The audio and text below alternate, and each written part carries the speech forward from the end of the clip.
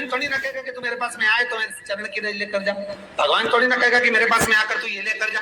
भगवान तो कहेगा मेरे पास में आया है, मांगना कुछ मत, बस मुझे जो स्नान कराया है मेरा चरणोदक लेकर जा, छीट दे पूरे घर में, संपदा भरना मेरा काम है। जहां मेरी चरण की रज पहुंच गई वहां संपदा स्वतः पहुंच गई, मैं वहां पहुंच जाता हूँ। तो चरणों तक ले जा, पर लोग ले जाते हैं, पूजन करते, कलश भी उड़ेलते, जल भी चढ़ाते, पर आते समय खाली लेकर आ जाते। भगवान को इतना बुरा लगता मेरे दरवाजे से खाली जाए, मुझे कितना बुरा लगेगा। जो आए वो भर कर जाए, भले 2 बूंद लेकर आओ, पर उसमें चरणों तक थोड़ा सा लेकर अवश्य।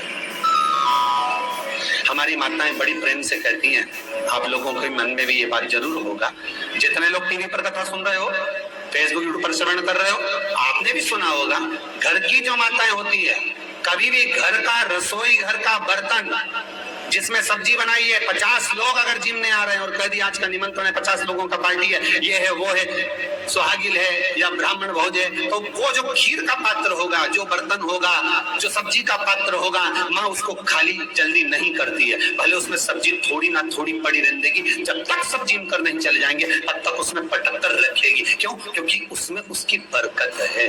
उसी तरह जल चढ़ाने के बाद हम जब लेकर आते हैं पात्र के अंदर, ये उसमें उसकी बरकत है।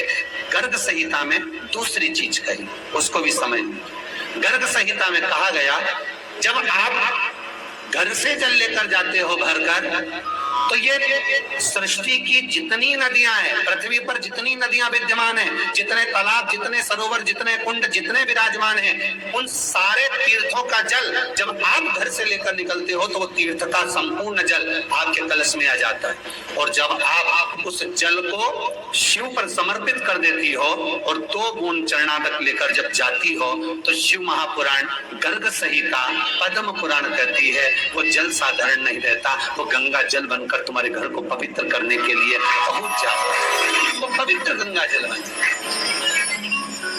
उसको लेकर प्रवेश कर, उसको लेकर पहुंच। 3 तरह का जल शिव को समर्पित होता है और वो तीनों तरह के जल का अलग अलग भाव है महाराज। पहला जल सादा, घर से पानी लेकर गए, जल लेकर गए, शंकर को चढ़ाया, वो हमने घर का अपना एड्रेस बता दिया, भगवान शिव को जल चढ़ाकर अपने आनंद के लिए शंकर से कुछ प्राप्त कर लिया। दूसरा जल, जल के कलश में थोड़ा सा इत्र डालना।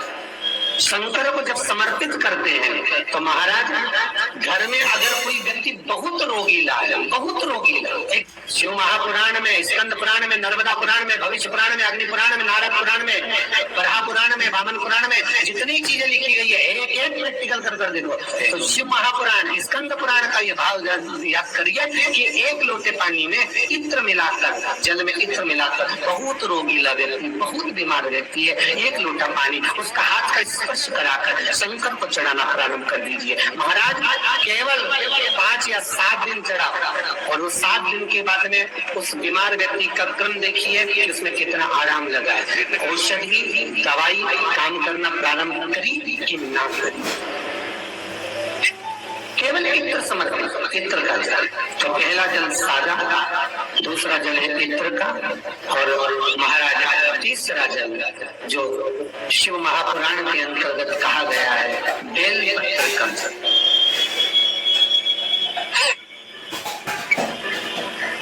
तीसरा जो जल है वो बेलपत्र का जल।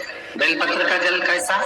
तो महाराज शिव महापुराण की कथा करती है कि जल के पात्र में एक बेलपत्र अंदर डालकर उस जल के पात्र को ले जाकर शिव को समर्पित करना, अर्थात अपनी मन की कामना भगवान शंकर से कह देना, केवल बेलपत्र के माध्यम, बोलना नहीं, हमको कुछ, हमें कुछ कहना नहीं है। 3 तरह का जल का जो व्याख्यान वर्णन किया गया, एक सादा जल जो भगवान को कहा, आपने अपना एड्रेस बता दिया, आपने अपने मन का भाव बता दिया। इत्र का जो जल चढ़ाया गया वो केवल रोग मुक्ति के लिए चढ़ाया गया। और तीसरा बेलपत्र, अगर उस जल में एक बेलपत्र भी पड़ी हुई है और वो बेलपत्र पड़ा हुआ जल आप जिस भाव से चढ़ा रहे हो, जिस कामना से चढ़ा रहे हो, शंकर वो कामना आपकी पूर्ण कर दे। उनके लिए ये कथा कह रही।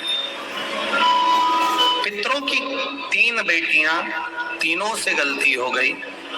आप शिव मंदिर में जाएं, कोई गलती ना हो, जल चढ़ाएं, मना नहीं, छींटा ना लगे, धीरे धीरे चढ़ाएं। और एक बात अच्छे से ध्यान में रखिएगा, शिव मंदिर से जब भी वापिस आए, जल चढ़ाकर अपना फर्ज पूरा अदा कर। फर्ज से मतलब जब शिव मंदिर से वापिस आए, जो पत्ती, बेलपत्री, फूल शिव जी पे चढ़े थे वो नीचे शिवलिंग पे से नीचे गिर गए हो। एक शिवलिंग रखा है मिट्टी वाला, नहीं